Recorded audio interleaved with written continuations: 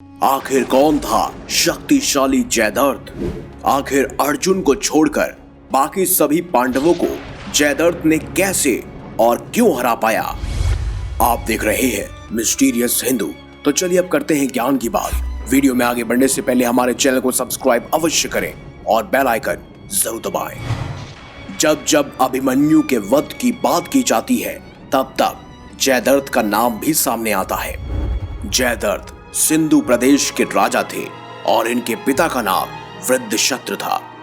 कहते हैं जयद्रथ का जन्म काफी समय बाद हुआ था और उनके साथ ये एक वरदान भी उन्हें हासिल हुआ था।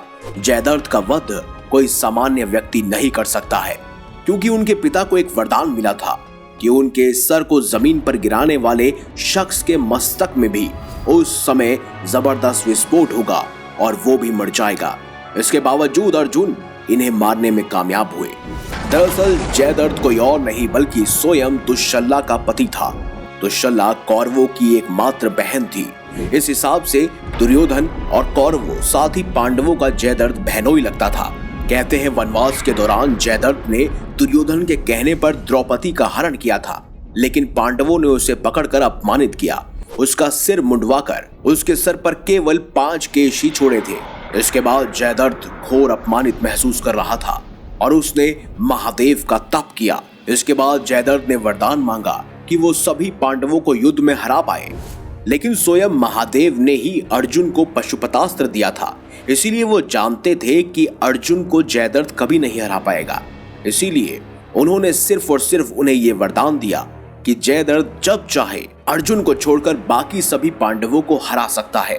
जब गुरु द्रोणाचार्य ने चक्रव्यूह की रचना की ताकि युधिष्ठिर उसमें फंस जाए और उसके बाद उनका वध किया जा सके, लेकिन उस चक्रव्यूह में प्रवेश किया स्वयं अभिमन्यु ने। उसके बाद जयद्रथ ही थे जो चक्रव्यूह के बाहर खड़े थे, जिन्होंने चारों के चारों पांडवों को रोका था, यानी भीम, युधिष्ठिर, नकुल और सहदेव। और जब अभिमन्यु का बेरहमी से वध किया गया तब उसके अगले दिन ही अर्जुन ने प्रतिज्ञा ली थी कि अगर वो जयद्रथ का वध नहीं कर पाए तो वो आत्मदाह कर लेंगे। लेकिन भगवान श्री कृष्ण की खास लीला के कारण ही जयद्रथ का वध संभव हो पाया।